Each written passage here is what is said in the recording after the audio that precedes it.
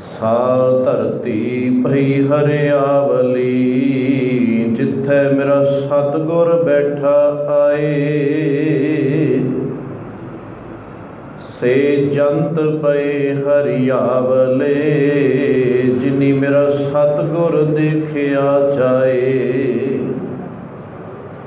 धन धन पिता धन धन कुल, धन धन सो जननी, जिन गुरु जनिया माए। धन धन गुरु जिन नाम आराध्या, आप तरिया जिन्नी डिठा तिना लए छड़ाए। हर सतगुर मिलो दया कर, जन नानक धोवै पाए। जिस मिले मन होए आनंद, सो सतगुर कहिए। मन की दुविधा बिनस जाए, हर परम पद लहिए।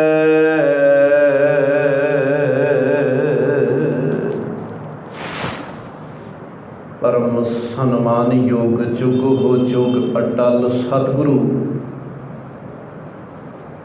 तन तन गुरु ग्रंथ ਸਾਹਿਬ महाराज जी की पावन पवित्र हजूरी अंदर सुबाईमान कोई बैठी गुरु सवारी सत संगी जनों वडभागी हो। सतगुरां दी अपार बख्शिश रहमत हुई। गुरु नानक साहिब जी दे 9वें स्वरूप तन तन गुरु तेग बहादुर साहिब जी, तिन्हां दे 400 साला आगमन पुरब दीयां खुशियां नूं मुख रखदे होए सतगुरां दे दरबार दे अंदर परसों रोज तो तुरकी बाणी आई। तिन सगली चिंत मिटाई दे अखंड पाठ साहिब आरंभ सन। हुणे निर्विघनता सहित समाप्तियां होईयां ने। सतगुरु बख्शिश रहमत करन। सतगुरु दी पावन बाणी दा साडे हिरदियां दे अंदर वासा होवे। इस पावन दिहाड़े दी आप सरबत संगतां नूं लख लख वधाई होवे। सत संगी जनों, साडे वड्डे भाग कि पहली बार गुरु तेग बहादुर साहिब जी का यह शताब्दी समागम जिहड़ा वो मनाया जा रहा है। भावें शताब्दी चौथी है, पर मनाई पहली बारी जा रही, क्योंकि गुरु तेग बहादुर साहिब जी का आगमन सन 1621 का है। तो जिस वक्त 100 साल पूरा होया सन 1721 अंदर 18वीं सदी कह लीए, उस वक्त साड़ी कौम के उपर बड़ी वड्डी इन्हां जालम सरकारां ने बिपता पाई हुई सी। उन्हां दिनां दे अंदर कौम के महान जरनैल बाबा बंदा सिंह जी बहादुर वो शहीदी पा गए। उन्हां तो बाद लड़ी ही लग जाती है। भावें भाई तारू सिंह जी की गल कर लीए, भाई साहिब भाई मणि सिंह जी की गल कर लीए, भाई शुबेग सिंह, शाहबाज सिंह, वड्डे घल्लूकारे, छोटे घल्लूकारे, इथों तक कि इस कौम नूं अपने घर बार भी त्याग के जंगलों के अंदर जाना पै गया। पहली शताब्दी भी कौम तो मनाई ना गई। फिर आई दूसरी शताब्दी सन 1821 का समा। राज जिहड़ा है वो महाराजा रणजीत सिंह का है, पर उन्होंने भी अपने इस राज नूं बहुत वड्डा कर लिया। काबल कंधार तक उन्हां दी गूंज पै गई, पर ਉਸ ਦਿਨਾਂ ਦੇ ਅੰਦਰ ਵੀ ਗੁਰੂ ਤੇਗ ਬਹਾਦਰ ਸਾਹਿਬ ਜੀ ਦੀ ਦੂਸਰੀ ਸ਼ਤਾਬਦੀ ਵੱਲ ਇਸ ਕੌਮ ਨੇ ਕੋਈ ਬਹੁਤਾ ਧਿਆਨ ਨਾ ਦਿੱਤਾ। ਫਿਰ ਸਮਾਂ ਆਉਂਦਾ ਹੈ ਸੰਨ 1921 ਦਾ। ਉਸ ਵਕਤ ਇਸ ਭਾਰਤ ਦੇ ਅੰਦਰ ਅੰਗਰੇਜ਼ ਹਕੂਮਤ ਜਿਹੜੀ ਹੈ ਇਸ ਨੇ ਫਿਰ ਥਾਂ ਥਾਂ ਤੇ ਆਪਣਾ ਰਾਜ ਜਿਹੜਾ ਹੈ ਉਹ ਕਾਇਮ ਕੀਤਾ ਹੋਇਆ ਹੈ। ਇੱਥੋਂ ਤੱਕ ਕਿ ਉਹਨਾਂ ਦਿਨਾਂ ਦੇ ਅੰਦਰ ਗੁਰਦੁਆਰਿਆਂ ਦੇ ਅੰਦਰ ਜਿਹੜੇ ਮਹੰਤ ਬਿਠਾਏ ਹੋਏ ਨੇ ਉਹ ਵੀ ਉਹਨਾਂ ਦੇ ਹੀ ਥਾਪੇ ਹੋਏ ਹਨ। ਜਿਵੇਂ ਅੰਗਰੇਜ਼ ਕਹਿੰਦਾ ਹੈ ਉਸੇ ਤਰ੍ਹਾਂ ਹੀ ਉਹ ਮਹੰਤ ਕਰੀ ਜਾਂਦੇ ਨੇ। ਔਰ ਉਹਨਾਂ ਦਿਨਾਂ ਦੇ ਅੰਦਰ ਹੀ ਸੰਨ 1921 ਅੰਦਰ ਇਹਨਾਂ ਗੁਰਧਾਮਾਂ ਨੂੰ ਆਜ਼ਾਦ ਕਰਾਉਣ ਵਾਸਤੇ ਕਿਵੇਂ ਭਾਈ ਸਾਹਿਬ ਭਾਈ ਲਛਮਣ ਸਿੰਘ ਜੀ ਦੇ ਜਥੇ ਨੇ ਜਾ ਕੇ ਨਨਕਾਣਾ ਸਾਹਿਬ ਦੀ ਧਰਤੀ ਤੇ ਕੁਰਬਾਨੀ ਦੇ ਕੇ ਉਸ ਵਕਤ ਉਹਨਾਂ ਗੁਰਧਾਮਾਂ ਨੂੰ ਆਜ਼ਾਦ ਕਰਵਾਇਆ ਤੇ ਤੀਸਰੀ ਸ਼ਤਾਬਦੀ ਵੀ ਕੌਮ ਤੋਂ ਮਨਾਈ ਨਾ ਗਈ। ਇਹ ਪਹਿਲੀ ਵਾਰ ਚੌਥੀ ਸ਼ਤਾਬਦੀ ਜਿਹੜੀ ਹੈ 2021 ਦੇ ਅੰਦਰ ਇਹ ਕੌਮ ਗੁਰੂ ਸਾਹਿਬ ਦੀ ਹਜ਼ੂਰੀ ਦੇ ਅੰਦਰ ਬੈਠ ਕੇ ਇਹਨਾਂ ਬਖਸ਼ਾਂ ਰਹਿਮਤਾਂ ਨੂੰ ਮਾਣ ਰਹੀ ਹੈ।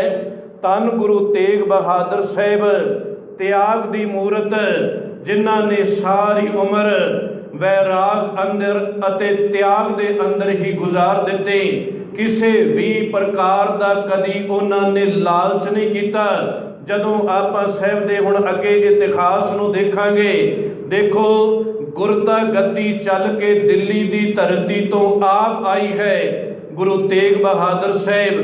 ਬਾਕੀ ਬਾਬਾ ਪ੍ਰਿਥੀਆ ਵਾਂਗ, ਬਾਬਾ ਧੀਰਮਲ ਵਾਂਗ ਗੁਰਤਾ ਗੱਦੀ ਦੇ ਪਿੱਛੇ ਨਹੀਂ ਦੌੜੇ, ਗੁਰਤਾ ਗੱਦੀ ਆਪ ਚੱਲ ਕੇ ਆਈ ਹੈ।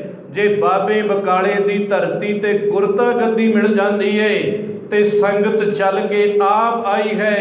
ਕਿਸੇ ਨੇ ਗੁਰੂ ਤੇਗ ਬਹਾਦਰ ਸਾਹਿਬ ਨੂੰ, ਗੁਰੂ ਤੇਗ ਬਹਾਦਰ ਸਾਹਿਬ ਜੀ ਨੇ ਕਿਸੇ ਨੂੰ ਨਹੀਂ ਕਿਹਾ ਕਿ ਮੇਰੇ ਕੋਲ ਹੁਣ ਗੁਰਤਾ ਗੱਦੀ ਹੈ, ਮੇਰੇ ਕੋਲ ਚੱਲ ਕੇ ਆਓ।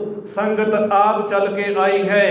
ਤੇ ਜਿਸ ਦਿਨ ਹਿੰਦੂ ਧਰਮ ਦੇ ਉੱਪਰ ਇੰਨੀ ਵੱਡੀ ਸਮੇਂ ਦੇ ਬਾਦਸ਼ਾਹ ਨੇ ਬਿਪਤਾ ਪਾ ਦਿੱਤੀ, ਉਸ ਵਕਤ ਵੀ ਕਸ਼ਮੀਰੀ ਪੰਡਤ ਜਿਹੜੇ ਹਨ ਉਹ ਆਪ ਚੱਲ ਕੇ ਗੁਰੂ ਤੇਗ ਬਹਾਦਰ ਸਾਹਿਬ ਜੀ ਦੇ ਚਰਨਾਂ ਤੇ ਆਏ ਨੇ। ਇੰਨਾ ਵੱਡਾ ਤਿਆਗ ਕਿ ਕਦੀ ਵੀ ਆਪ ਸਤਿਗੁਰੂ ਨੇ ਕਿਸੇ ਪਾਸੇ ਕੋਈ ਪਹਿਲ ਨਹੀਂ ਕੀਤੀ। ਭਾਵੇਂ ਆਪ ਬਖਸ਼ਿਸ਼ ਲੈਣੀ ਹੈ, ਭਾਵੇਂ ਦੂਸਰੇ ਨੂੰ ਕੁਝ ਦੇਣਾ, ਪਰ ਗੁਰੂ ਤੇਗ ਬਹਾਦਰ ਸਾਹਿਬ ਆਪ ਪਹਿਲਾਂ ਕਿਤੇ ਚੱਲ ਕੇ ਨਹੀਂ ਗਏ, ਸੰਗਤਾਂ ਨੇ ਆਪ ਹੀ ਨਿਵਾਜ ਦਿੱਤਾ।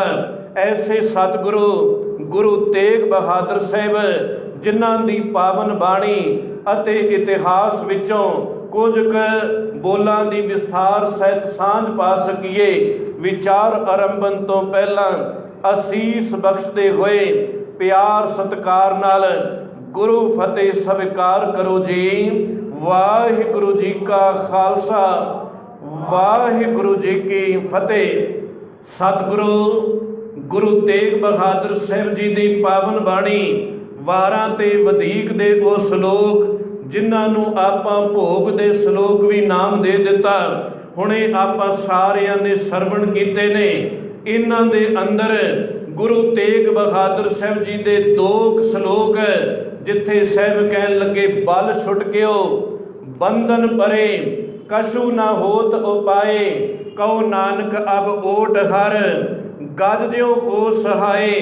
ਤੇ ਅਗਲਾ ਬਚਨ ਹੈ ਬਲ ਹੋਆ ਬੰਧਨ ਛੁਟੇ, ਸਭ ਕਿਛ ਹੋਤ ਉਪਾਏ, ਨਾਨਕ ਸਭ ਕਿਛ ਤੁਮਰੇ ਹਾਥ ਮੈਂ, ਤੁਮ ਹੀ ਹੋਤ ਸਹਾਏ। ਇਹਨਾਂ 2 ਸ਼ਲੋਕਾਂ ਨੂੰ ਆਧਾਰ ਬਣਾ ਕੇ ਮੈਂ ਕੁਝ ਗੱਲ ਸਾਹਿਬ ਦੀ ਪਾਵਨ ਬਾਣੀ ਅਤੇ ਇਤਿਹਾਸ ਵਿੱਚੋਂ ਸਾਂਝੀ ਕਰਨ ਲੱਗਾ। ਇਹਨਾਂ ਸ਼ਲੋਕਾਂ ਦੇ ਕੁਝ ਕੁ ਆਖਰੀ ਅਰਥ ਜਿਹੜੇ ਹਨ ਪਹਿਲਾਂ ਉਹ ਸਾਂਝੇ ਕਰ ਲਈਏ। ਸਾਹਿਬ ਕਹਿਣ ਲੱਗੇ ਜਿਸ ਵਕਤ ਇਸ ਇਨਸਾਨ ਦੇ ਕੋਲੋਂ ਬਲ ਚਲਾ ਜਾਏ, ਇਸ ਇਨਸਾਨ ਦੇ ਕੋਲੋਂ ਤਾਕਤ ਚਲੀ ਜਾਏ, ਫਿਰ ਇਸ ਇਨਸਾਨ ਨੂੰ ਆ ਕੇ ਬੰਧਨ ਜਿਹੜੇ ਹਨ ਉਹ ਘੇਰ ਲੈਂਦੇ ਹਨ। ਜੇ ਕਿਤੇ ਬੁਖਾਰ ਹੀ ਤਨ ਦੇ ਅੰਦਰ ਆ ਜਾਏ, ਕੋਈ ਰੋਗ ਹੀ ਤਨ ਦੇ ਅੰਦਰ ਆ ਜਾਏ, ਤੇ ਕੁਝ ਦਿਨਾਂ ਬਾਅਦ ਜਦੋਂ ਆਪਾਂ ਉਸ ਇਨਸਾਨ ਨੂੰ ਦੇਖਦੇ ਹਾਂ ਤੇ ਆਪਾਂ ਕਹਿ ਦਿੰਦੇ ਆ ਪਹਿਲਾਂ ਨਾਲੋਂ ਇਸ ਦੇ ਤਨ ਅੰਦਰ ਬੜੀ ਕਮਜ਼ੋਰੀ ਆ ਗਈ। ਕਿਉਂ? ਕਿਉਂਕਿ ਇਹ ਰੋਗ ਦੇ ਨਾਲ ਗ੍ਰਸਿਆ ਗਿਆ, ਇਹ ਬਿਮਾਰੀ ਦੇ ਨਾਲ ਗ੍ਰਸਿਆ ਗਿਆ। ਅੱਜ ਇਸ ਨੇ ਜੇ ਹਿੰਮਤ ਕੀਤੀ, ਜੇ ਇਸ ਨੇ ਦਵਾਈ ਲਈ, ਤੇ ਇਸ ਦਾ ਉਹ ਜਿਹੜਾ ਬਲ, ਉਹ ਜਿਹੜੀ ਤਾਕਤ ਚਲੀ ਗਈ ਸੀ ਸਰੀਰ ਦੀ, ਉਹ ਚੰਗੇ ਡਾਕਟਰ ਨੂੰ ਮਿਲਣ ਦੇ ਕਰਕੇ, ਚੰਗੇ ਵੈਦ ਦੇ ਕੋਲੋਂ ਦਵਾਈ ਖਾਣ ਕਰਕੇ ਉਹ ਤਨ ਦੇ ਅੰਦਰ ਆਇਆ ਹੋਇਆ ਕਸ਼ਟ ਜਿਹੜਾ ਹੈ ਉਹ ਚਲਾ ਗਿਆ।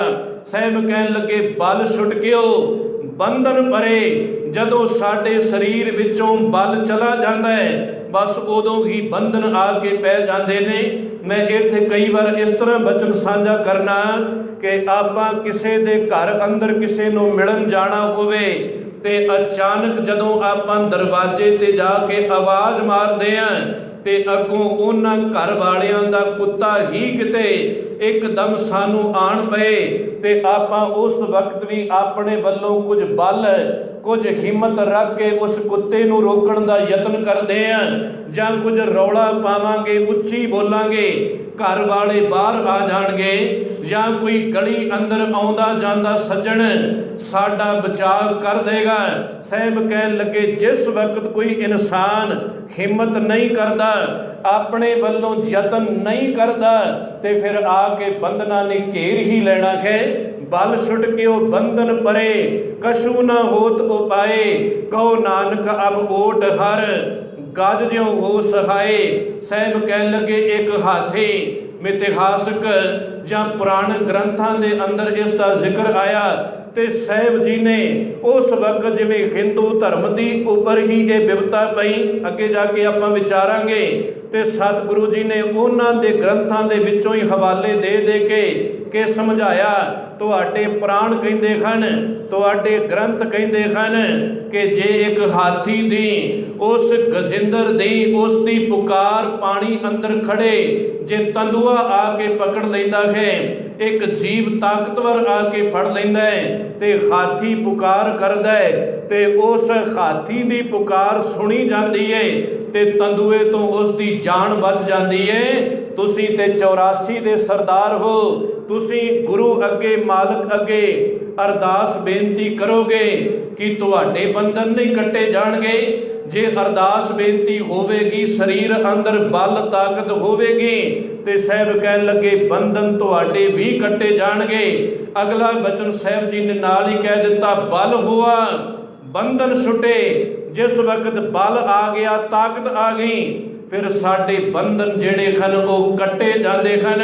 ਜੇ ਅਸੀਂ ਹਿੰਮਤ ਨਹੀਂ ਕਰਾਂਗੇ ਤੇ ਬੰਧਨਾਂ ਨੇ ਸਾਨੂੰ ਆਣ ਘੇਰਨਾ ਹੈ। ਬਲ ਛੁੱਟ ਕੇ ਉਹ ਬੰਧਨ ਪਰੇ। ਸਹਿਮ ਕਹਿਣ ਲੱਗੇ ਬਲ ਹੋਆ ਬੰਧਨ ਛੁੱਟੇ, ਸਭ ਕਿਛ ਹੋਤ ਉਪਾਏ, ਨਾਨਕ ਸਭ ਕਿਛ ਤੁਮਰੇ ਖਾਤ ਮੈਂ, ਤੁਮ ਹੀ ਹੋਤ ਸਹਾਏ। ਤੇਰੇ ਹੱਥ ਦੇ ਅੰਦਰ ਸਾਰਾ ਕੁਝ ਹੈ। ਜਦੋਂ ਇਨਸਾਨ ਇਹ ਪੁਕਾਰ ਕਰ ਲੈਂਦਾ ਹੈ ਕਿ ਸਗਲ ਦੁਆਰ ਕੋ ਛਾੜ ਕੇ ਗਇਓ ਤੁਹਾਰੋ ਦੁਆਰ, ਬਾਂਹ ਗਏ ਕੀ ਲਾਜ ਅਸ ਗੋਬਿੰਦ ਦਾਸ ਤੁਹਾਰ, ਕਿ ਤੇਰੀ ਸ਼ਰਨ ਦੇ ਅੰਦਰ ਆਏ ਹਾਂ, ਤੂੰ ਸਾਡੇ ਬੰਧਨਾਂ ਨੂੰ ਕੱਟ ਸਕਦਾ ਹੈ। ਤੇ ਫਿਰ ਸਤਿਗੁਰੂ ਜੀ ਨੇ ਬੰਧਨ ਕੱਟ ਦਿੱਤੇ। ਗੁਰੂ ਨਾਨਕ ਸਾਹਿਬ ਦਾ ਘਰ ਬੰਧਨ ਕੱਟਣ ਵਾਸਤੇ ਹੀ ਆਇਆ ਸੀ। ਇਹਨਾਂ ਨੂੰ ਆਪਾਂ ਅੱਗੇ ਜਾ ਕੇ ਫਿਰ ਸਾਂਝੇ ਕਰਨੇ ਆ, ਫਿਰ ਵਿਚਾਰਨੇ ਆ।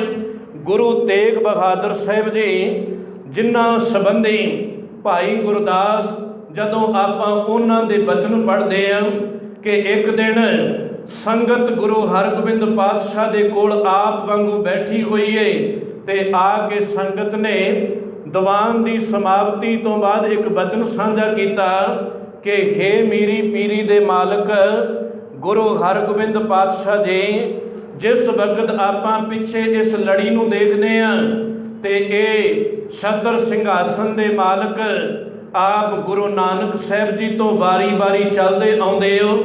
ਹੁਣ 6ਵੇਂ ਜਾਮੇ ਅੰਦਰ ਇਹ ਰਹਿਮਤਾਂ ਆਪ ਵਿੱਚ ਵਰਤ ਰਹੀਆਂ ਨੇ ਤੇ ਕਿਰਪਾ ਕਰਕੇ ਇਹ ਦੱਸੋਗੇ ਕਿ ਇਹ ਲੜੀ ਜਿਹੜੀ ਹੈ ਅੱਗੇ ਕਿੰਨਾ ਸਮਾਂ ਚੱਲੇਗੀ, ਕਿੰਨੇ ਅਜੇ ਗੁਰੂ ਸਰੀਰਾਂ ਅੰਦਰ ਇਹ ਜੋਤ ਵਰਤੇਗੀ। ਤੇ ਉਸ ਵਕਤ ਗੁਰੂ ਹਰਗੋਬਿੰਦ ਸਾਹਿਬ ਜੀ ਨੇ ਇਹ ਬੋਲ ਸਾਂਝੇ ਕੀਤੇ ਜਿਹੜੇ ਆਪਾਂ ਭਾਈ ਗੁਰਦਾਸ ਜੀ ਦੇ ਕਈ ਵਾਰ ਸਰਵਣ ਕਰਦੇ ਹਾਂ ਕਿ 5 ਪਿਆਲੇ 5 ਪੀਰ ਛਟਮ ਪੀਰ ਬੈਠਾ ਗੁਰ ਭਾਰੀ। ਇਹਨਾਂ ਦੇ ਅਖੀਰ ਤੇ ਜਿਹੜੇ ਬਚਨ ਆਏ ਉਹ ਸੰਗਤ ਸਵਾਲ ਕਰ ਰਹੀ ਸੀ ਕਿ ਗੁਰੂ ਹਰਗੋਬਿੰਦ ਪਾਤਸ਼ਾਹ ਕਿੰਨੇ ਸਰੀਰਾਂ ਅੰਦਰ ਇਹ ਅਜੇ ਜੋਤ ਵਰਤੇਗੀ। ਪੁੱਛਣ ਸਿੱਖ ਅਰਦਾਸ ਕਰ 6 ਮਹਿਲਾਂ ਤੱਕ ਦਰਸ਼ਨ ਨਿਹਾਰੀ ਕਿ 6 ਮਹਿਲਾਂ ਤੱਕ ਆਪ ਤੱਕ ਦਰਸ਼ਨ ਹੋ ਗਏ। ਪੁੱਛਣ ਸਿੱਖ ਅਰਦਾਸ ਕਰ 6 ਮਹਿਲਾਂ ਤੱਕ ਦਰਸ਼ਨ ਨਿਹਾਰੀ। ਅਗੰਮ ਅਗੋਚਰ ਸਤਿਗੁਰੂ ਬੋਲੇ ਮੁਖ ਤੇ ਸੁਣੋ ਸੰਸਾਰੀ। ਕਲਯੁਗ ਪੀੜੀ ਸੋਢੀਆਂ ਨੇਚਲ ਨੀਵ ਉਸਾਰ ਖਿਲਾਰੀ। ਜੁਗ ਜੁਗ ਸਤਿਗੁਰ ਧਰੇ ਅਵਤਾਰੀ। ਜੁਗ ਦਾ ਅਰਥ ਹੁੰਦਾ 2, ਜੁਗ ਜੁਗ 2 ਵਾਰੀ ਆਇਆ ਹੈ। 2 + 2 ਕੇ 4 ਸਰੀਰਾਂ ਦੇ ਅੰਦਰ ਅਜੇ ਇਸੇ ਤਰ੍ਹਾਂ ਇਹ ਬਖਸ਼ਿਸ਼ ਰਹਿਮਤ ਵਾਪਰੇਗੀ। ਫਿਰ ਉਸੇ ਤਰ੍ਹਾਂ ਹੀ ਹੋਇਆ। 6ਵੇਂ ਪਾਤਸ਼ਾਹ ਤੋਂ ਬਾਅਦ 7ਵੇਂ ਪਾਤਸ਼ਾਹ ਥਾਪੇ ਗਏ। 7ਵੇਂ ਪਾਤਸ਼ਾਹ ਤੋਂ ਬਾਅਦ 8ਵੇਂ, ਫਿਰ 9ਵੇਂ, ਫਿਰ ਗੁਰੂ ਗੋਬਿੰਦ ਸਿੰਘ ਪਾਤਸ਼ਾਹ 10ਵੇਂ ਤੇ ਉਸ ਤੋਂ ਬਾਅਦ ਜੁਗੋ ਜੁਗ ਅਟਲ ਧੰਨ ਧੰਨ ਗੁਰੂ ਗ੍ਰੰਥ ਸਾਹਿਬ ਜੀ ਮਹਾਰਾਜ ਇਹ ਸਦੀਵ ਕਾਲ ਲਈ ਥਾਪ ਦਿੱਤੇ ਗਏ। ਜਿਸ ਵਕਤ ਗੁਰੂ ਤੇਗ ਬਹਾਦਰ ਸਾਹਿਬ ਜੀ ਦੇ ਇਤਿਹਾਸ ਨੂੰ ਦੇਖਦੇ ਹਾਂ, ਇਹਨਾਂ ਦਾ ਆਗਮਨ ਗੁਰੂ ਹਰਗੋਬਿੰਦ ਪਾਤਸ਼ਾਹ ਜੀ ਦੇ ਗ੍ਰਹਿ ਦੇ ਅੰਦਰ ਸਨ 1621 ਅੰਦਰ ਹੋ ਰਿਹਾ ਹੈ। ਵੈਸੇ ਇਹਨਾਂ ਦੇ ਘਰ ਦੇ ਅੰਦਰ 5 ਸਾਹਿਬਜ਼ਾਦਿਆਂ ਦਾ ਜਨਮ ਹੋਇਆ। ਗੁਰੂ ਹਰਗੋਬਿੰਦ ਪਾਤਸ਼ਾਹ 6ਵੇਂ ਪਾਤਸ਼ਾਹ ਦੇ ਘਰ ਅੰਦਰ 5 ਸਾਹਿਬਜ਼ਾਦਿਆਂ ਦਾ ਜਨਮ ਹੋਇਆ ਹੈ। ਸਭ ਤੋਂ ਵੱਡੇ ਹਨ ਬਾਬਾ ਗੁਰਦਿੱਤਾ ਜੀ ਤੇ ਬਾਬਾ ਗੁਰਦਿੱਤਾ ਜੀ ਦੇ ਅੱਗੇ ਫਿਰ 2 ਸਪੁੱਤਰ ਹੋਏ ਨੇ। ਸਭ ਤੋਂ ਵੱਡੇ ਤਾਂ ਬਾਬਾ ਧੀਰਮਲ ਜੀ ਹਨ, ਜਿਨ੍ਹਾਂ ਨੇ ਬਾਬੇ ਬਕਾਲੇ ਦੀ ਧਰਤੀ ਤੇ 9ਵੇਂ ਪਾਤਸ਼ਾਹ ਦੇ ਨਾਲ ਬੜਾ ਝਗੜਾ ਪਾਇਆ। ਅੱਗੇ ਸਮਾਂ ਮਿਲੇਗਾ ਇਸ ਨੂੰ ਆਪਾਂ ਵਿਚਾਰਾਂਗੇ। ਉਹਨਾਂ ਤੋਂ ਛੋਟੇ ਹਨ 7ਵੇਂ ਪਾਤਸ਼ਾਹ ਗੁਰੂ ਹਰ ਰਾਏ ਸਾਹਿਬ ਜੀ। ਬਾਬਾ ਧੀਰਮਲ ਤੇ ਗੁਰੂ ਹਰ ਰਾਏ ਸਾਹਿਬ ਦੋਨੋਂ ਇਹ ਸਕੇ ਭਰਾ ਹਨ।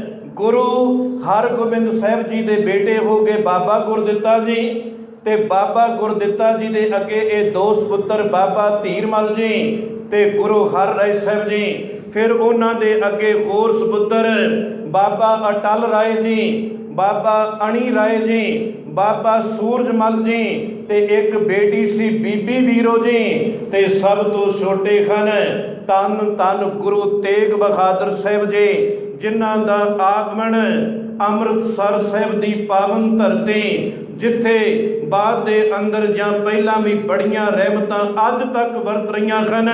ਉਹ ਸਾਡਾ ਕੇਂਦਰੀ ਅਸਥਾਨ, ਉਸ ਅਸਥਾਨ ਤੇ ਜਾਂ ਇਸ ਤਰ੍ਹਾਂ ਕਹਿ ਲਈਏ ਅੰਮ੍ਰਿਤਸਰ ਸਾਹਿਬ ਦੀ ਧਰਤੀ ਤੇ ਸਿਰਫ ਇੱਕੋ ਹੀ ਸਤਿਗੁਰੂ ਗੁਰੂ ਤੇਗ ਬਹਾਦਰ ਸਾਹਿਬ ਜੀ ਦਾ ਆਗਮਨ ਹੋਇਆ ਹੈ। ਬਾਕੀ ਗੁਰੂ ਸਾਹਿਬਾਨਾਂ ਦੇ ਵੱਖ-ਵੱਖ ਹੋਰ ਸ਼ਹਿਰਾਂ ਦੇ ਅੰਦਰ ਖੈਰ ਸਨ 1621 ਦੇ ਅੰਦਰ ਮਾਤਾ ਨਾਨਕੀ ਜੀ ਦੀ ਕੁੱਖ ਤੋਂ ਸਾਹਿਬ ਸਤਿਗੁਰੂ ਗੁਰੂ ਤੇਗ ਬਹਾਦਰ ਸਾਹਿਬ ਜੀ ਦਾ ਆਗਮਨ ਹੁੰਦਾ ਹੈ। ਪਹਿਲਾਂ ਮੈਂ ਥੋੜਾ ਇਸ ਦਾ ਬਚਨ ਸਾਂਝਾ ਕਰ ਲਾਂ, ਫਿਰ ਵਿਸਥਾਰ ਕਰਾਂਗੇ। ਉਸ ਤੋਂ ਬਾਅਦ 9 ਸਾਲ ਅੰਮ੍ਰਿਤਸਰ ਸਾਹਿਬ ਦੀ ਧਰਤੀ ਤੇ ਬਤੀਤ ਕਰਦੇ ਨੇ। ਸਨ 1630 ਦਾ ਸਮਾਂ ਆ ਜਾਂਦਾ ਹੈ। ਉਸ ਵਕਤ ਇਹ ਸਾਰਾ ਪਰਿਵਾਰ ਕਰਤਾਰਪੁਰ ਸਾਹਿਬ ਦੀ ਧਰਤੀ ਤੇ ਚਲੇ ਜਾਂਦੇ ਨੇ। ਜਦੋਂ ਕਰਤਾਰਪੁਰ ਸਾਹਿਬ ਦੀ ਧਰਤੀ ਤੇ ਵਿਚਰੇ ਤੇ ਫਿਰ ਇੱਥੇ ਹੀ ਗੁਰੂ ਤੇਗ ਬਹਾਦਰ ਸਾਹਿਬ ਜੀ ਦਾ ਆਨੰਦ ਕਾਰਜ ਮਾਤਾ ਗੁਜਰ ਕੌਰ ਜੀ ਦੇ ਨਾਲ ਇਸੇ ਹੀ ਧਰਤੀ ਤੇ ਸਨ 1632 ਅੰਦਰ ਹੋਇਆ। ਸਮਾਂ ਆਪਣੀ ਚਾਲੇ ਕੋਈ ਚੱਲਿਆ। ਸਨ 1634 ਅੰਦਰ ਕਰਤਾਰਪੁਰ ਸਾਹਿਬ ਦੀ ਧਰਤੀ ਤੇ ਜੰਗ ਹੋਈ। ਇਸ ਜੰਗ ਨੂੰ ਜਿੱਤਣ ਤੋਂ ਬਾਅਦ ਗੁਰੂ ਹਰਗੋਬਿੰਦ ਸਾਹਿਬ ਪਰਿਵਾਰ ਸਮੇਤ ਕੀਰਤਪੁਰ ਸਾਹਿਬ ਦੀ ਧਰਤੀ ਤੇ ਚਲੇ ਗਏ। ਸਨ 1634 ਅੰਦਰ ਤੇ ਸਨ 1644 ਅੰਦਰ ਜਾ ਕੇ ਗੁਰੂ ਹਰਗੋਬਿੰਦ 6ਵੇਂ ਪਾਤਸ਼ਾਹ ਨੇ ਸੱਚਖੰਡ ਬਿਆਨਾ ਕਰਨਾ ਹੈ। ਇਹ 10-11 ਸਾਲ ਦਾ ਜਿਹੜਾ ਅਖੀਰਲਾ ਸਰੀਰਕ ਤੌਰ ਤੇ ਸਮਾਂ ਹੈ, ਇਹ ਸਤਿਗੁਰੂ ਨੇ ਕੀਰਤਪੁਰ ਸਾਹਿਬ ਦੀ ਧਰਤੀ ਤੇ ਗੁਜ਼ਾਰਿਆ। ਉਸ ਤੋਂ ਬਾਅਦ ਫਿਰ ਆਪਾਂ देखते हैं कि गुरु हरगोबिंद साहिब जिस वक्त ज्योति जो समाते ने सन 1644 अंदर ते परिवार नूं बचन कर जाते ने कि हुण बाबे बकाले की धरती ते जाया जाए। हुण ये परिवार बाबे बकाले की धरती ते सन 1644 के अंदर आ जाते ने और इत्थे सन 1665 तक 20 साल का समा 21 साल कह लीए 20-21 साल का समा इत्थे बनता है। और ना खोज करदियां होइयां कई बार साडे कुछ विद्वानां ने ये भी लिख दिता कि गुरु तेग बहादुर साहिब जी 26 साल ते कुछ दिन बाबे बकाले की धरती ते भोरे दे अंदर रह के बंदगी करते रहे। 26 साल का तो ये समय कोई नहीं बनता।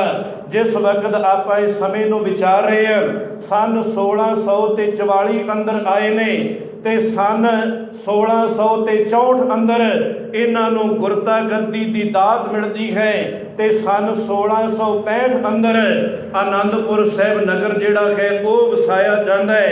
इस तो बाद सन 1664-65 कह लीए ते सन 1675 अंदर जाके दिल्ली की धरती ते शहीदी हो रही।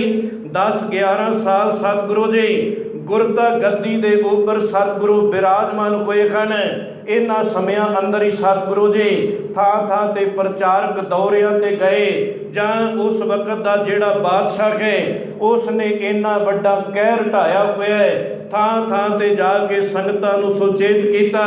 वैसे ये रहमत ये पर उपकार गुरु नानक साहिब का घर जिहड़ा है वो पहले जामे तो ही करदा आउंदा है। जदों भाई गुरदास जी कह लगे कि सुनी पुकार दातार प्रभ गुरु नानक जग माए पठाया। गुरु नानक साहिब जगत के अंदर आउंदे ने ते वख वख जामियां दे अंदर ये सारा सतगुरु ने पर उपकार ही कीता। ये बख्शिश रहमत ही कीती। किते कोई घर की लड़ाई करके गुरु कोई शहीद नहीं होए। ये पर उपकार करके ही अपनियां जानां नूं कुर्बान कर गए। खैर मैं फिर पिछों विस्तार करा। सन 1621 अंदर जिस वक्त माता नानकी जी की कुख तो अमृत वेले 9वें गुरुदेव गुरु तेग बहादुर साहिब जी का आगमन हुंदा है। उस वक्त इतिहास कहता है कि गुरु हरगोबिंद साहिब 6वें पातशाह जिन्हां अंदर दात जोत वरत रही है वो अमृत वेले इस दरबार साहिब के अंदर आसा की वार का कीर्तन हो रहा है ते इत्थे आप संगतां वांग बैठ के अमृत वेले कीर्तन सरवण कर रहे ने ते घर तो किसी ने आके सज्जन ने सुनेहा दिता कि हे गुरु हरगोबिंद साहिब जी आप जी दे घर दे अंदर एक होर साहिबजादे का आगमन होया है। हुण जे किते साडे वर्गा हुंदा ते शायद उस वक्त प्रोग्राम नूं विचे छड्ड के दौड़ जांदा पर एक गुरु नानक साहिब दे 6वें स्वरूप हैं।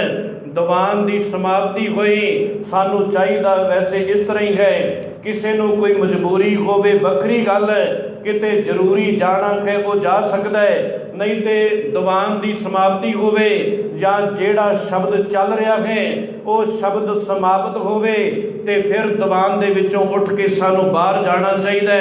ये नहीं कि दीवान चल रहा है ते अद्धा शब्द पढ़िया गया ते उस वक्त असी उठ के बाहर चले जाइए।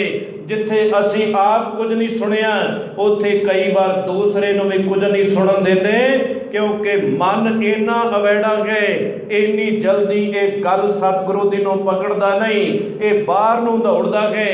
गुरु घर दीयां पौड़ियां कई बार चढ़ के शरीर ते अंदर आ जाता है ते ये उस वक्त बाहर दौड़न दी करदा है। शायद तां ही अरदास दे अंदर जिन्हां गुरमुखां ने अरदास तैयार की उन्हां ने अरदास अंदर ये बख्शिश रहमत की कि जे पहला बंद पढ़िया 10 पातशाहियां वाला समाप्ति हुई तो यही बचन आए कि गुरु ग्रंथ साहिब जी का पाठ का दर्शन दीदार का ध्यान करके बोलो जी वाहिगुरु ते जे दूसरा बंद पढ़िया फिर क्या बोलो जी वाहिगुरु। इस तरह सानू कई बार वाहिगुरु वाहिगुरु कहना पैंदा है। क्यों?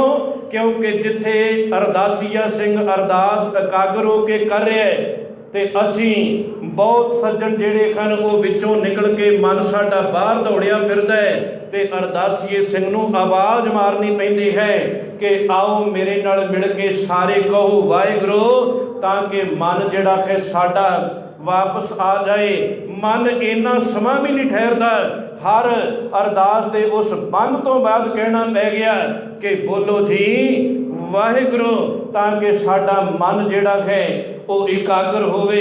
ਖੈਰ ਗੁਰੂ ਹਰਗੋਬਿੰਦ ਪਾਤਸ਼ਾਹ ਜਿਸ ਵਕਤ ਦੀਵਾਨ ਦੀ ਸਮਾਪਤੀ ਹੋਈ, 2-3 ਸਿੰਘਾਂ ਨਾਲ ਹੋਰ ਬਚਨ ਹੋਏ, ਬਾਬਾ ਬੁੱਢਾ ਜੀ ਨਾਲ ਗੱਲਬਾਤ ਸਾਂਝੀ ਹੋਈ, ਭਾਈ ਗੁਰਦਾਸ ਜੀ ਦੇ ਨਾਲ ਬੋਲ ਸਾਂਝੇ ਹੋਏ, ਭਾਈ ਬਿਧੀ ਚੰਦ ਦੇ ਨਾਲ ਗੱਲਬਾਤ ਸਾਂਝੀ ਹੋਈ ਕਿ ਸਤਿਗੁਰੂ ਨੇ ਅਪਾਰ ਬਖਸ਼ਿਸ਼ ਰਹਿਮਤ ਕੀਤੀ। ਗੁੱਜੀ ਛੰਨੀ ਨਾਹੀ ਬਾਤ, ਗੁਰੂ ਨਾਨਕ ਤੁਠਾ ਕੀਨੀ ਦਾਤ, ਕਿ ਘਰ ਅੰਦਰ ਇੱਕ ਸਾਹਿਬਜ਼ਾਦੇ ਦਾ ਜਨਮ ਹੋਇਆ ਹੈ।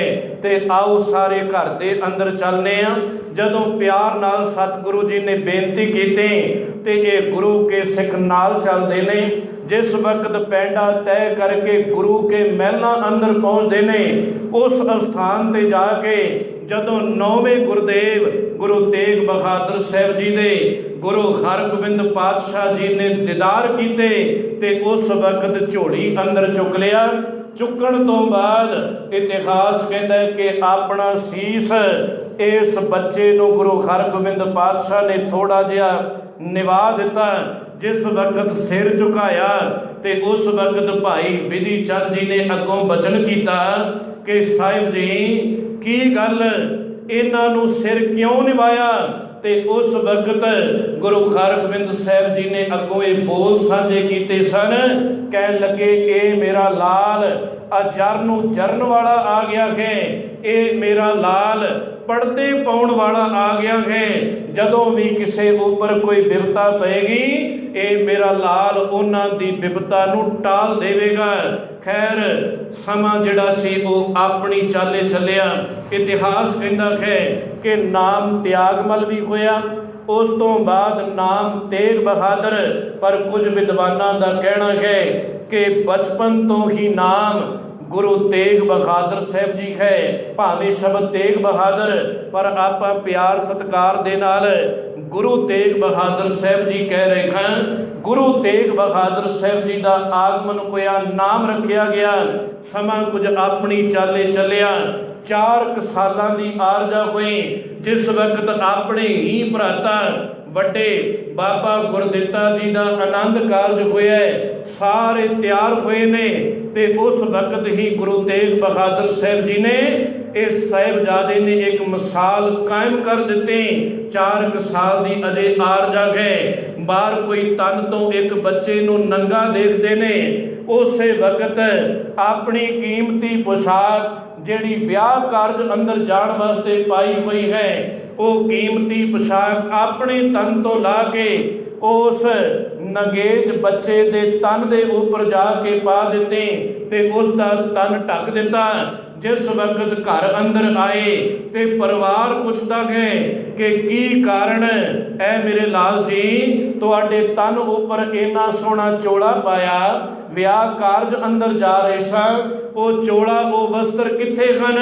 ਤੇ ਉਸ ਵਕਤ ਇਹ ਲਾਲ ਗੁਰੂ ਤੇਗ ਬਹਾਦਰ ਸਾਹਿਬ ਜੀ ਇਸ ਘਰ ਦਾ ਸਾਹਿਬਜ਼ਾਦਾ ਦੋਨੋਂ ਹੱਥ ਜੋੜ ਕੇ ਬਚਨ ਕਰ ਰਿਹਾ ਹੈ ਕਿ ਜੇ ਸੱਚ ਪੁੱਛਦੇ ਹੋ ਤੇ ਮੇਰੇ ਤੋਂ ਕਿਸੇ ਦਾ ਨੰਗੇਜ ਦੇਖਿਆ ਹੀ ਨਹੀਂ ਜਾਂਦਾ, ਮੇਰੇ ਤੋਂ ਨਹੀਂ ਰਿਹਾ ਜਾਂਦਾ। ਨੈਣਾ ਵਿੱਚੋਂ ਇਤਿਹਾਸ ਕਹਿੰਦਾ ਕਿ ਨੀਰ ਵਹਿ ਤੁਰਦਾ ਹੈ। ਆਪਣੀ ਪੁਸ਼ਾਕ ਲਾ ਕੇ 4 ਸਾਲ ਦੇ ਅੰਦਰ ਹੀ ਉਸ ਬੱਚੇ ਦੇ ਤਨ ਉੱਪਰ ਪਾ ਕੇ ਉਸ ਦਾ ਨੰਗੇਜ ਜਿਹੜਾ ਸੀ ਉਹ ਢੱਕ ਦਿੱਤਾ। ਖੈਰ 9 ਸਾਲ ਇਸੇ ਧਰਤੀ ਤੇ ਬਤੀਤ ਹੋਏ।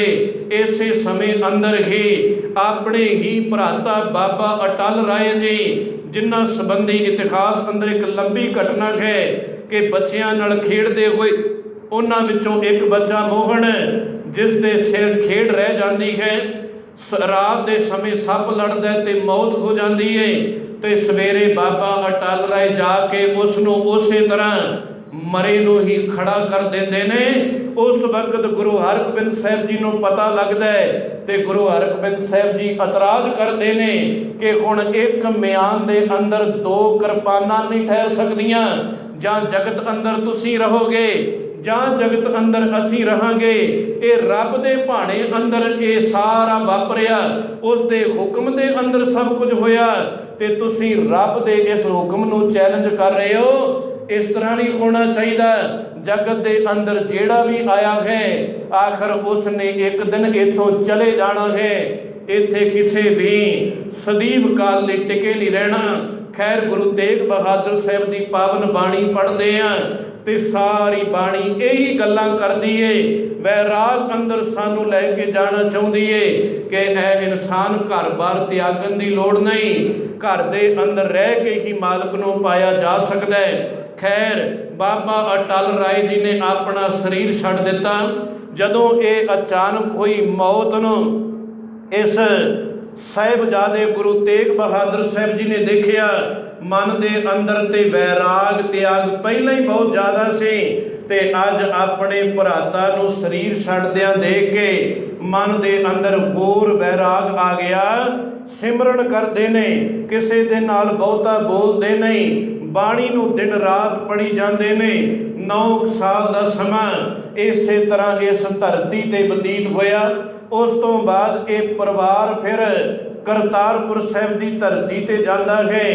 10-11 ਸਾਲ ਦੀ ਆਰਜ਼ਾ ਗੁਰੂ ਤੇਗ ਬਹਾਦਰ ਸਾਹਿਬ ਜੀ ਦੀ ਹੋ ਚੁੱਕੀ ਹੈ। ਹੁਣੇ ਮੈਂ ਪਹਿਲਾਂ ਵੀ ਇਸ਼ਾਰਾ ਕੀਤਾ ਹੈ ਕਿ ਉਸ ਧਰਤੀ ਤੇ ਜਾ ਕੇ ਭਾਈ ਲਾਲ ਚੰਦ ਤੇ ਉਹਨਾਂ ਦੀ ਪਤਨੀ ਦਾ ਨਾਮ ਹੈ ਬੀਬੀ ਬਿਸ਼ਨ ਕੌਰ, ਤੇ ਇਹਨਾਂ ਦੀ ਬੇਟੀ ਹੈ ਬੀਬੀ ਗੁਜਰੀ ਮਾਤਾ ਗੁਜਰ ਕੌਰ ਜੀ, ਜਿਨ੍ਹਾਂ ਨੇ ਆਪਣੀ ਬੱਚੀ ਦਾ ਨਾਤਾ ਸਾਹਿਬ ਗੁਰੂ ਤੇਗ ਬਹਾਦਰ ਸਾਹਿਬ ਜੀ ਦੇ ਨਾਲ ਜੋੜ ਦਿੱਤਾ।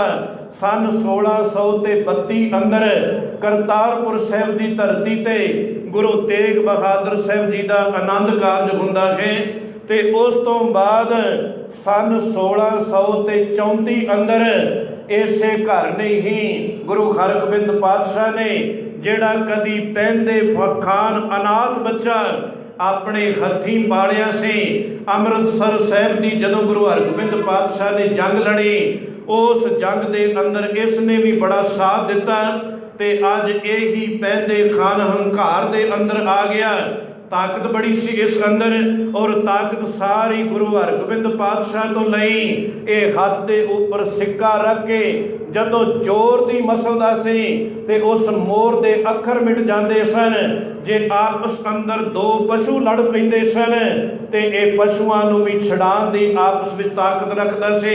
ਇਹ ਘੋੜੇ ਸਮੇਤ ਚੜਿਆ ਹੋਇਆ ਕੋਈ ਹਮਲਾਵਰ ਹੋਵੇ, ਸਵਾਰ ਹੋਵੇ, ਘੋੜੇ ਸਮੇਤ ਉਸ ਨੂੰ ਪਲਟਾਉਣ ਦੀ ਇਹ ਪਹਿੰਦੇ ਖਾਨ ਜਿਹੜਾ ਤਾਕਤ ਰੱਖਦਾ ਸੀ। ਮਾਣ ਹੋ ਗਿਆ ਕਿ ਜੇ ਗੁਰੂ ਹਰਗੋਬਿੰਦ ਪਾਤਸ਼ਾਹ ਦੇ ਨਾਲ ਕਿਤੇ ਮੈਂ ਨਾ ਹੁੰਦਾ ਤੇ ਇਹ ਜੰਗ ਜਿਹੜੀ ਸੀ ਉਹ ਜਿੱਤੀ ਕੋਈ ਨਹੀਂ ਸੀ ਜਾਣੀ।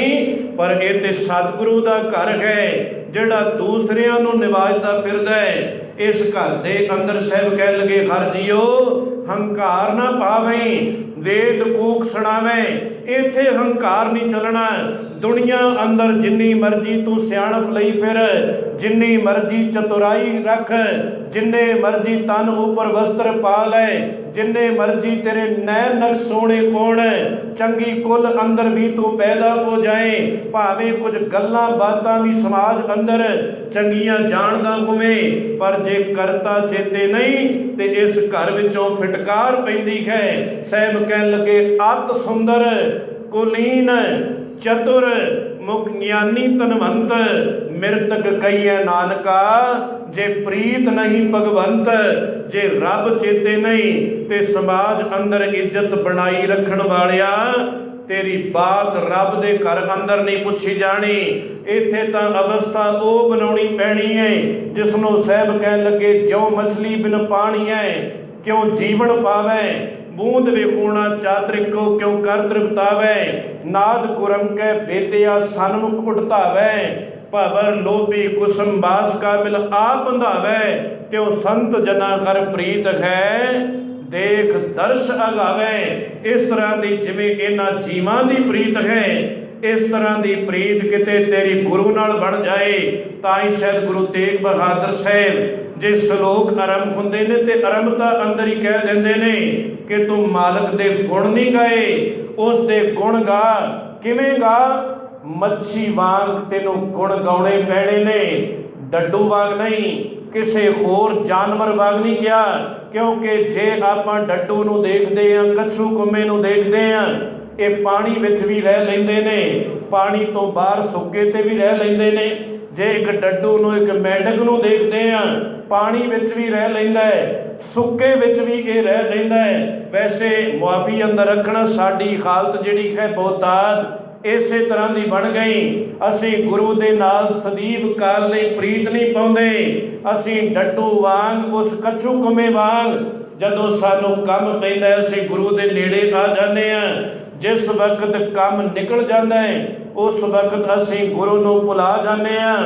पर मछली तो इस तरह नहीं करती कि पानी तो बाहर भी कम चल जाएगा, पानी दे विच भी रहेगी।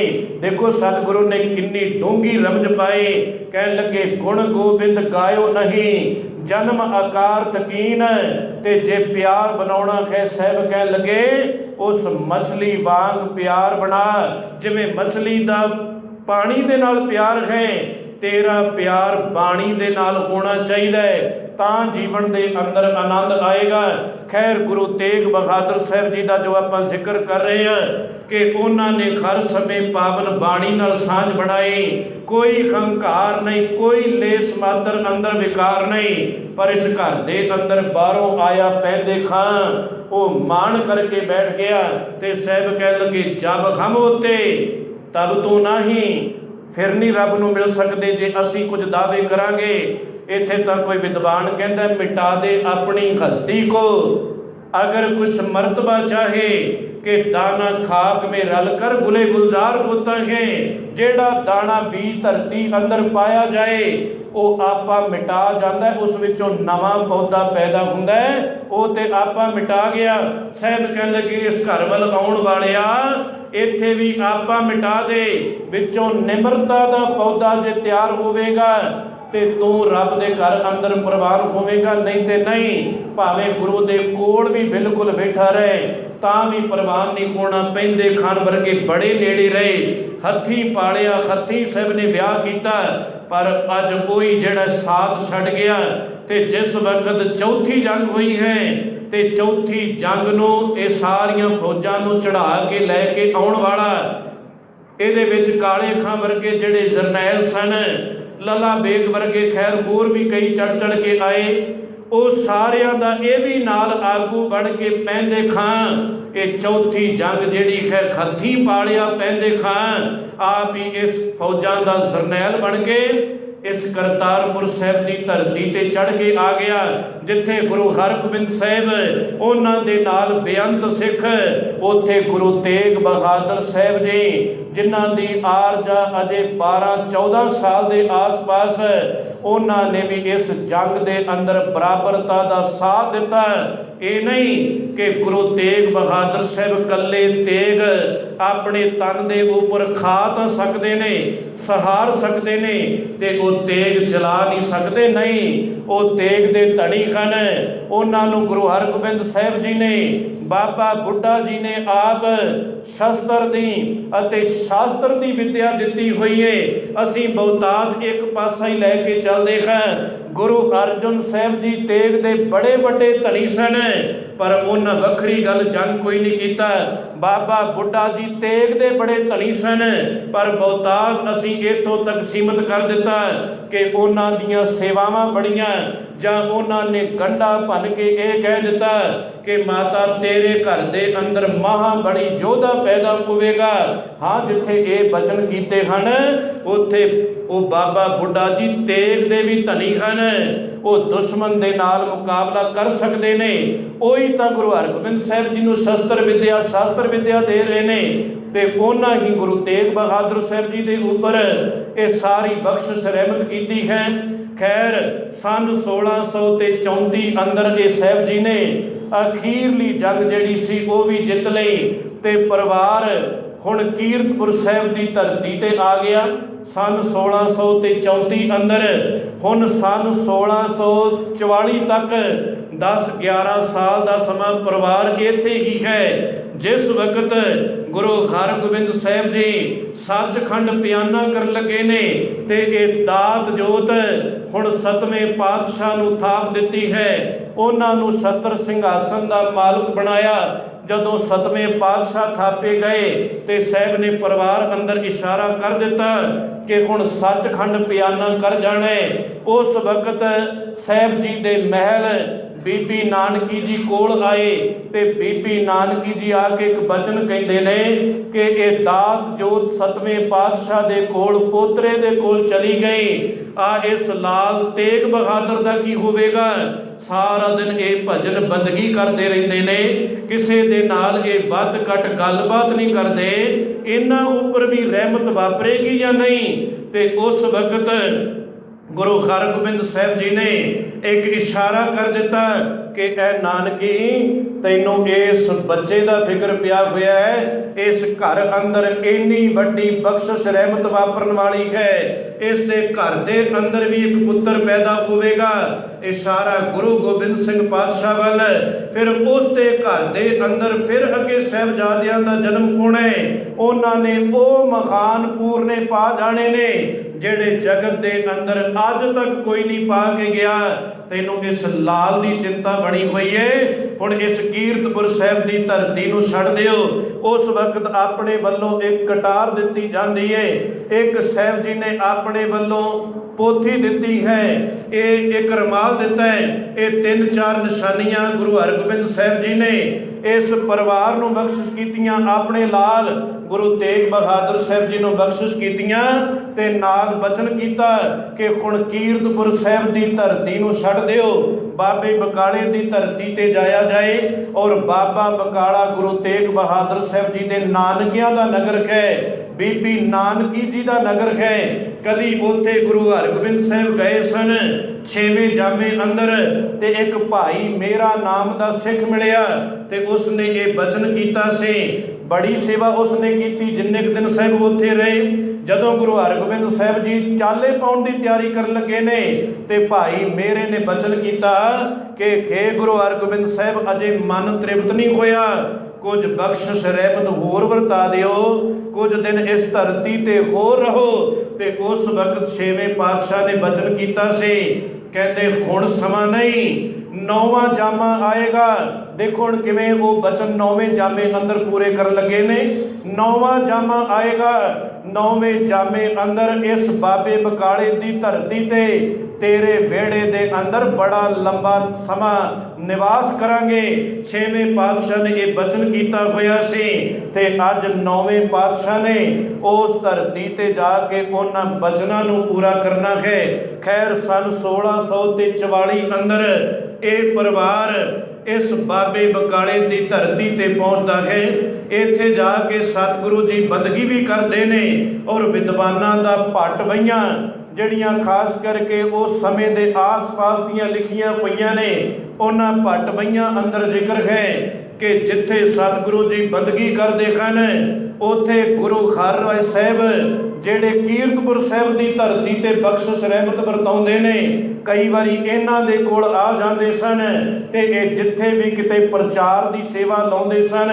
7ਵੇਂ ਪਾਤਸ਼ਾਹ ਆਪ ਕਿਤੇ ਪੰਜਾਬ ਤੋਂ ਬਾਹਰ ਬਹੁਤਾ ਦੂਰ ਨਹੀਂ ਗਏ, ਪਰ 9ਵੇਂ ਪਾਤਸ਼ਾਹ ਜਿਨ੍ਹਾਂ ਨੂੰ ਥਾਪਣਾ ਅਜੇ ਉਹ ਬਾਬੇ ਬਕਾਲੇ ਦੀ ਧਰਤੀ ਤੇ ਰਹਿ ਰਹੇ ਨੇ ਤੇ 7ਵੇਂ ਪਾਤਸ਼ਾਹ ਨੂੰ ਕਈ ਵਾਰ ਮਿਲਣ ਵਾਸਤੇ ਕੀਰਤਪੁਰ ਸਾਹਿਬ ਦੀ ਧਰਤੀ ਤੇ ਗਏ ਤੇ ਗੁਰੂ ਹਰਿਰਾਏ ਸਾਹਿਬ 7ਵੇਂ ਪਾਤਸ਼ਾਹ ਨੇ ਕਈ ਵਾਰ ਪ੍ਰਚਾਰ ਦੀ ਸੇਵਾ ਲਾਈ। ਕਦੀ ਸਤਿਗੁਰੂ ਜੀ ਗੁਰੂ ਹਰਿਰਾਏ ਸਾਹਿਬ ਜੀ ਦੇ ਕਹਿਣ ਤੇ ਇਹ ਗੁਰੂ ਤੇਗ ਬਹਾਦਰ ਸਾਹਿਬ ਜੀ ਇਸ ਪੰਜਾਬ ਦੀ ਧਰਤੀ, ਗੋਇੰਦਵਾਲ ਸਾਹਿਬ ਦਾ ਇਲਾਕਾ ਜਾਂ ਅੰਮ੍ਰਿਤਸਰ ਸਾਹਿਬ ਦੀ ਧਰਤੀ ਜਾਂ ਇਸ ਤੋਂ ਬਾਅਦ ਮਥੁਰਾ ਵੱਲ ਹਰਿਦੁਆਰ ਦੀ ਧਰਤੀ ਵੱਲ ਜਾਂ ਇਸ ਤੋਂ ਅੱਗੇ ਜਾ ਕੇ ਪਟਨਾ ਸਾਹਿਬ ਤੱਕ ਦਾ ਵੀ ਜ਼ਿਕਰ ਆਉਂਦਾ ਹੈ। ਗੁਰੂ ਬਣਨ ਤੋਂ ਪਹਿਲਾਂ ਵੀ ਇਸ ਇਲਾਕੇ ਅੰਦਰ ਆਏ ਨੇ ਤੇ ਜਦੋਂ ਗੁਰੂ ਥਾਪੇ ਜਾਂਦੇ ਨੇ ਉਸ ਤੋਂ ਬਾਅਦ ਵੀ ਇਹ ਇਸ ਇਲਾਕਿਆਂ ਅੰਦਰ ਆ ਕੇ ਬਖਸ਼ਿਸ਼ ਰਹਿਮਤ ਵਰਤਾਉਂਦੇ ਨੇ। ਖੈਰ ਸਨ 1644 ਅੰਦਰ ਇਹ ਪਰਿਵਾਰ ਇਸ ਧਰਤੀ ਤੇ ਆ ਕੇ ਟਿਕਿਆ।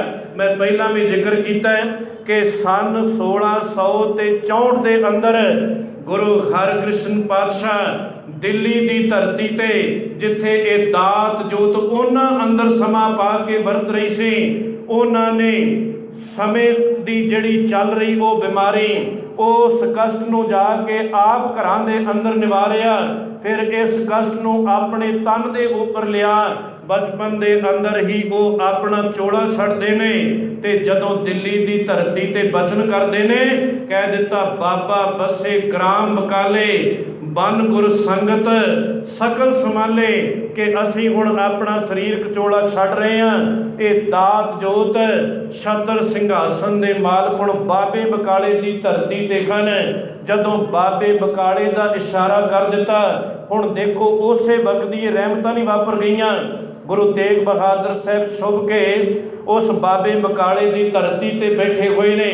इतिहास कहता है कि पौने 4 महीनों के आस पास अजे गुरु तेग बहादुर साहब जी ने आपा प्रगट नहीं किया, ते उस वक्त के जेड़े कर्मकांडी जेड़े पखंडी खन वो सोढ़ी कौन है, भावें वो धीरमल के परिवार विचों, ये भी खैर सारे सोढ़ी, इस तरह के कई पखंडी जिन्हां दा जिक्र 22 करके आउंदा है।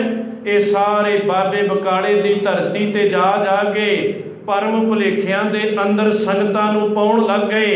इन्हां ने इस धरती ते बड़ा कर्म कांड 4 महीनों के आस पास खिलारिया। ते उस वक्त फिर भाई मक्खण शाह लोबाणा जिन्हां ने कदी, वैसे इन्हां संबंधी जदों जिक्र करते हैं तो ये भी बड़े बड़े प्रचारक हन, मसंद हन, है ये कश्मीर के इलाके दे ने, ते प्रचार जिहड़ा जाके गुजरात की धरती ते कर काठियावाड़ दे उस इलाके अंदर मसंद थापे ने प्रचार उधर करते ने, नाल नाल अपनी किरत भी करते ने। उस वक्त बेड़ा भी जे इन्हां दा फसदा है ते गुजरात की धरती ते ही एक बंदरगाह ते इन्हां दा बेड़ा जदों फसदा है। वैसे इन्हां ने अरदास बेनती जिहड़ी है गुरु हरकृष्ण पातशाह के चरणों अंदर की हुई सी, क्योंकि अजे दात जोत 9वें पातशाह कोल नहीं सी गई। जे 9वें पातशाह नूं मिल के गए हुंदे ते बाबे बकाले की धरती ते आउंदियां ही पछाण लैंदे। ये अरदास बेनती गुरु हरकृष्ण पातशाह के कोल हुई सी, ते जिस वक्त उत्थे फसिया होया बेड़ा अरदास करते ने, बेड़ा डुबदा जा रहा है, मेरे मालक ये बेड़ा किनारे ला दे। आखिर अरदास बेनती प्रवान हुई ते उस इलाके विचों ये संगतां दी माया लैके जां अपना दसबंध लैके जिस वक्त दिल्ली की धरती ते आउंदे ने, ते पता लगता है गुरु हरकृष्ण पातशाह ज्योति जो समा गए, सचखंड प्याना कर गए।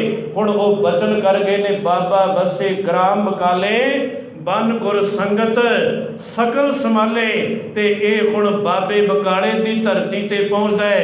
इधरों मैं जिक्र किया 4 महीने कर्मकांडियां ने उत्थे लुटिया, ते इस वक्त फिर दिल्ली की धरती तो कुछ होर गुरु के निकटवर्ती सिख जिन्हां विचों दरगाह मल जिहड़े कीरतपुर साहिब की धरती तो दिल्ली गुरु हरकृष्ण पातशाह दे नाल गए हुए सन, वो दरगाह मल उन्हां दे नाल मुंशी कल्याण दास, ये 2-3 प्रेमी जिहड़े सन इकट्ठे हुए।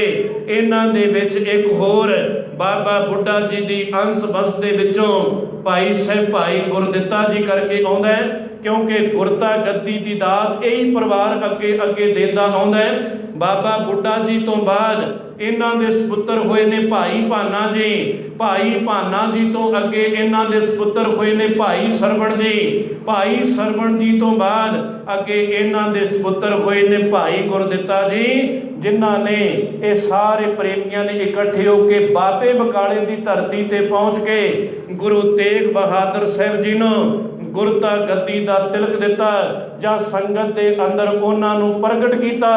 बस कुछ समय बाद ही भावें सतगुरु अजे भी आपा छुपा के रख रहे सन, पर भाई मक्खण शाह जिस वक्त उत्थे पहुँचता है तो अज इन्हां 22 पखंडियां ने देखा कि बड़ा वड्डा एक सेठ बड़ा वड्डा मायाधारी आया है। अज जे ये साडे कोल किते आ जाए तो साडे कोल बहुत धन हो जाएगा।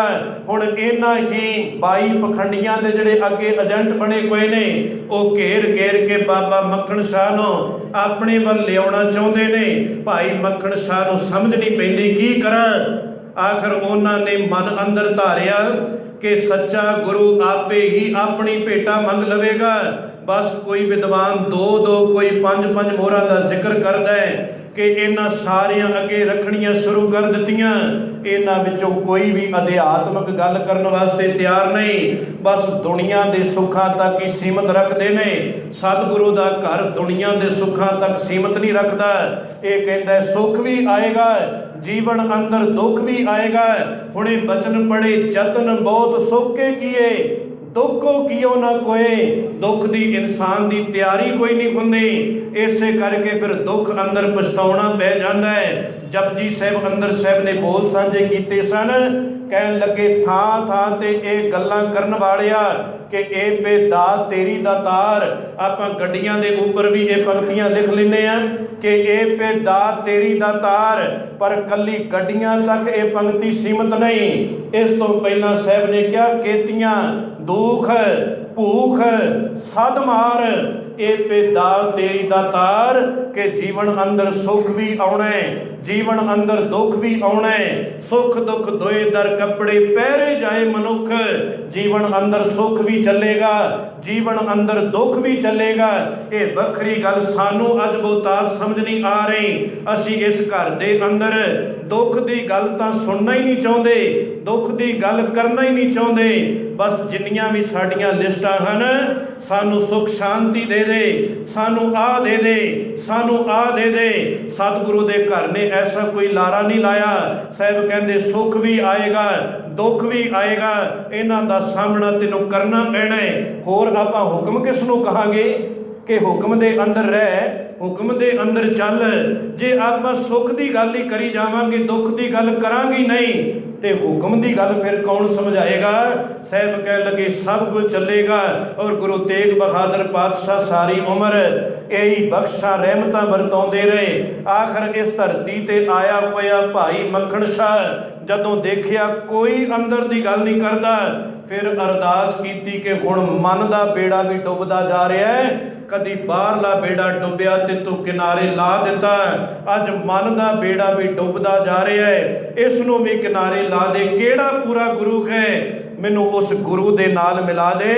हुण जे अंदर तड़फ होवे ते रस्ते मिलाप दे निकल आउंदे ने। भाई साहब भाई वीर सिंह दे बोल मैं कई बार सांझे करना। वो कहन लगे सीने खिच जिन्हां ने खाधी वो कर आराम नहीं बहिंदे। साडे बहुतात वो तड़फ जिहड़ी है वो पैदा नहीं हुई। साडा इतिहास ते कहंदा गुरु तेग बहादुर साहिब दिल्ली की धरती ते जिस दिन शहीद हुए, गुरु गोबिंद सिंह पातशाह ने बाद अंदर भाई जैते नूं पुछया सी किन्ने क सन उत्थे सिख, ते भाई जैता कहंदा सतगुरु बहुत सन, आले दुआले पता ही कोई नहीं सी लग रहा। देखो एक पासे गुरु तेग बहादुर साहब की शहीदी हो रही, डर वाला मौत वाला माहौल बनया हुआ है, तो फिर भी भाई जैता कहता बहुत सिख पता ही कोई नहीं सी लग रहा। तो आपां दरबार अंदर खुशी का ही मौका है, साहब जी का आगमन पुरब मना रहे हैं। असी तो खुशी के समय भी बहुतात इकट्ठे नहीं हो सकते। उस वक्त तमाशा देखण वाले या मौत के उस डर के अंदर भी बहुतात लोग जिहड़े हन वो इकट्ठे हुए ने। खैर गुरु घर दे नाल असीं प्रेम बनाइए, गुरु की पावन बाणी नूं पढ़ीए, काम पैन ते इकल्ला गुरु नूं चेते ना करिए। सानू सारे पासियां तो लुटिया जा रहा है, सानू सारे पासियां तो ठगिया जा रहा है। जे असी सुचेत ना होए, जे असी अपने बच्चों नूं गुरु दे नाल ना जोड़िया ते होर किसी नूं दोष देण दी लोड़ नहीं। साडा अपना ही सब तो बड़ा दोष होवेगा। असी पंजाबी बोलीए, गुरमुखी बोलीए, पंजाबी नूं पढ़ीए तां ही गुरु ग्रंथ साहिब की समझ पवेगी। हिंदी का मैं कई बार जिक्र करना, हिंदी का गुटका फड़ लईए तां भी सानू गल सतगुरु की बहुतात समझनी पैनी। इंग्लिश का गुटका फड़ लीए तां भी जो गुरु कहना चाहता है वो रूहानीयत इंग्लिश के गुटके विचों नहीं बनती, क्योंकि गुरमुखी का गुटका सारी गुरबाणी ग्रामर ते साहब ने व्याकरण ते उचारी है। तो जे व्याकरण की कोई समझ रखते हुए आपां पढ़ांगे तो वो साडे पढ़द्या पढ़द्या किन्ने अर्थ जिहड़े हन वो सानू वैसे ही समझ लगते जाणगे। इस करके गुरमुखी पढ़ीए, ये बाहरों कितों नहीं मिलनी। ऊड़ा ते जूड़ा आप ही सानू संभालना पवेगा। अपने बच्चों नूं घर अंदर कोल बैठ के बाणी नूं पढ़ाइए। आउण वाले समय अंदर इन्हां बच्चों संबंधी किते खालसा काल जिहड़े हन वो बना लईए, अपने स्कूल होण, अपने हॉस्पिटल होण, ताकि समय दीयां सरकारां जिहड़ियां ने उन्हां वल ना सानू झाकना पवे। खैर जिहड़े मैं बोल साझे कर रहा सां कि अंदर तड़फ पैदा करो, जिवें भाई मक्खन शाह ने वो तड़फ पैदा कीती। कहण लगे सीने खिच जिन्हां ने खाधी, वो कर आराम नहीं बहिंदे, न्यू वाले नैणां दी नींदर वो दिने रात पे बहिंदे। इक्को लगन लगी ली जांदी है, टोर अनंत उन्हां दी, वसलों उरे मुकाम न कोई, सो चाल पे नित रहिंदे। जिवें पानी दिन रात चली जाता है, असीं ते रात दे समय सारे सौ जाने आ, पंछी भी पशु भी सौ जाते होणगे, पर पानी जिहड़ा अपने असले सागर वाल नूं जाना चाहुंदा है, वो रात भी दौड़िया जाता है, चट्टानां दा पत्थरां दा सामना करता जाता है। आखिर एक दिन वो 100 सागर वो समुंदर दे विच जा लीन हुंदा है। इस तरह की तड़फ अपने हिरदे अंदर आपां भी पैदा कर लईए। खैर जदों अरदास बेनती हुई, ये प्रवान हुई, गुरु तेग बहादुर साहब जी दे नाल मिलाप होया, साहब जी ने वो मोहरां दी मंग कर लई, उस वक्त रौला पा दिता, रिहा नहीं किया। जिवें साहब कह लगे आप जपो अवरा नाम जपाओ, कि जे मैनू समझ पै गई ये बख्शिश होर किसी नूं भी पता लग जाए, तो उस वक्त फिर साहब जी ने ये बख्शा रहमतां करके जिथे नवाजिया, उस वक्त ये कोठे ते चढ़ के रौला पा दिंदा, गुरु ला दोरे, गुरु ला दोरे, कि ऐ भुली संगत गुरु लभ गया।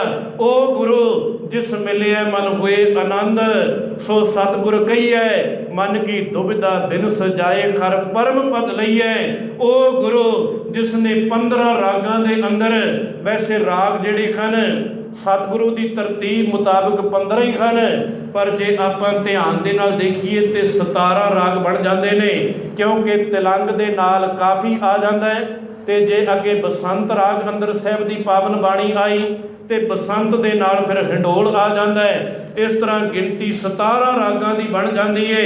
59 साहब जी ने सतगुरां ने 59 शब्द ये पावन बाणी अंदर महान खजाने में वाधा किया, ते 57 श्लोक जिन्हां दा हुणे पाठ सरवण किया, ते उन्हां विचों ही जिहड़े 2 श्लोक मैं आधार बना के गलबात सांझी कर रहा सां कि बल छुट के बंधन परे, कशू ना होत उपाए। जदों असीं बल हार जावांगे, बंधन उदों ही पैंदे हन। क्यों गुरु तेग बहादुर साहब जी नूं शहीदी देनी पै गई, क्योंकि भारतीयां दा बल जिहड़ा है वो खत्म हो गया। इत्थे वार वार धाड़वी चढ़ते ने ते लुट के लै जाते ने, किसे विच भी कोई ताकत नहीं कि वो सामना कर सके। कदी इत्थे कुतुबुद्दीन वर्गे चढ़ आउंदे ने, कदी इत्थे महमूद गजनवी वर्गे जिहड़े भारत के उपर 17 खल्ले करते ने, और हर बारी वो लुट के लै गए। किसे भारती अंदर कोई ताकत नहीं सी कि कोई सामना कर सके। उस वक्त वो सोमनाथ के मंदिरों तक चला जाता है। सोमनाथ का वो इन्ना वड्डा मंदिर जिथे 1000 पुजारी जिहड़ा दिन रात सेवा के अंदर लगा रहिंदा है, किड्डा वड्डा वो मंदिर होवेगा। साडे इत्थे स्टाफ नूं गुरुद्वारियां दे अंदर गिन लईए 10 या 15 वध तो वध होणगे गुरुद्वारियां दे अंदर, पर उत्थे 1000 सेवादार, 1000 अंदर बंदे ਜਿਹੜੇ उस मंदिर के अंदर सेवावां निभा रहे ने। इत्थों पता लगता है वो मंदिर कितना वड्डा होवेगा, जिसनों घड़ी वार वार इस महमूद गजनवी ने 17 बारी चढ़ता है, तो वो कई बार लुटता है। तो अंदर बनी हुई शिव जी की 5 गज उच्ची मूर्ति, जिसनों तोड़ के 4 टुकड़े कर दिते, 2 टुकड़े गजनी की धरती ते भेज दिते, उत्थे जाके बर्बादी की। 2 टुकड़े जिहड़े सन मक्के मदीने की धरती ते भेज दिते, उत्थे जाके कोई चंगा काम नहीं किया। खैर इतिहास लंबा, थोड़ा जिहा इशारे मात्र बेनती करां। उत्थे जाके भी उन्हां टुकड़ियां की बर्बादी की। उस मंदिर के अंदर 56 पिलर सन, हीरे मोतियां दे नाल जड़े हुए, उन्हां नालों सारे हीरे मोती उतार लए। उस मंदिर के अंदर एक टल लगा हुआ है, उस दे नाल जिहड़ी चैन है 200 मण सोने की वो चैन है, वो चैन भी उतार लई। इस तरह इसने कई बार भारत के अंदर चढ़ चढ़ के बर्बादी की, ते किसी अंदर कोई ताकत नहीं सी, कोई रोक सकता। वार वार इस तरह उस तो बाद कदी ਇੱਥੇ ਭਾਰਤ ਦੇ ਅੰਦਰ ਫਿਰੋਜ਼ ਸ਼ਾਹ ਖਿਲਜੀ ਆਉਂਦਾ ਹੈ, कदी इस भारत के अंदर बाबर चढ़ के आउंदा है, कदी इत्थे सिकंदर आउंदा है। सिकंदर ने बड़ा वड्डा जुल्म किया। सिकंदर वर्गे की करते ने 4,32,000 के आस पास इसने भारतीयों नूं हिंदुआं नूं मोमन बना दिता, मुसलमान बना दिता। किसी अंदर कोई ताकत नहीं सी। 2.5 लाख के आस पास इस सिकंदर लोधी ने भारतीयों नूं खत्म कर दिता। किसी अंदर ताकत नहीं सी कि वो सामना कर सकन। उस तो बाद भी खैर अबदाली वर्गे भी चढ़ते रहे, जिन्हां संबंधी ये भी कहा जाता है खादा पीता लाएदा बाकी अहमद शाह दा। ये अहमद शाह अबदाली वर्गियां ने भी बड़ी तबाही की। ये गुरु नानक साहब का घर है जिथे 5 जामिया तक बड़ा प्यार दे नाल शांति का पाठ पढ़ाया गया। जदों नहीं समझे तो फिर सतगुरु के घर नूं तलवार चुकनी पै गई। 4 जंग गुरु हरगोबिंद पातशाह लड़ते ने, 14 जंग गुरु गोबिंद सिंह पातशाह जी लड़ते ने। गुरु तेग बहादुर साहब जी नाल बराबरता का साथ देंदे रहे। ते जे तेग किते सहारन की वारी आई, क्योंकि भारतीयों नूं होर कोई टिकाणा होर कोई सहारा नज़र ही कोई ना आया। जदों धर्म के उपर इन्नी वड्डी विपता बन गई, खैर विस्तार नहीं क्योंकि आप प्रकाश दिहाड़ा मना रहे हैं, शहीदी दिहाड़ा मनाउंदे ते फिर ये गल नूं मैं थोड़ा वध करना सी। बस इशारे मात्र बेनती कि जिस वक्त भारतीयों उपर हिंदुआं उपर कश्मीरियां उपर खास करके विपता पई, हर थां ते गए, वो मथुरा गए, वो केदारनाथ गए, वो बनारस की धरती ते अयोध्या गए, थां थां ते पुकार करते ने। इस पासे वाल जाके जदों कश्मीर की धरती ते अमरनाथ के मंदिर अंदर भी जाके पुकार कर ली, पर कोई पुकार सुनने वाला नहीं। उस वक्त फिर गुरु गोबिंद सिंह पातशाह जी के जिहड़े संस्कृत के टीचर हैं, जिन्हां दा नाम पहला कृपा राम जी करके आउंदा है, बाद अंदर वो खंडे बाटे की पौ लैके कृपा सिंह बनते हैं। तो गुरु गोबिंद सिंह पातशाह दे नाल बराबरता का वो साथ देंदे हुए चमकौर के मैदाने जंग अंदर उन्होंने शहीदी पाई।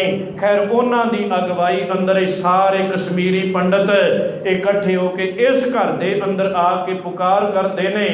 विद्वान कहता दुखी विपर जो चल के आए पूरी आनंद, बांह असाडी पकड़िए घर गोबिंद के चंद, गज के बंधन काटन हारे, तुम गुरु नानक हो अवतारे, कि तेरे तो बिना साडी लाज किसी नहीं रखनी।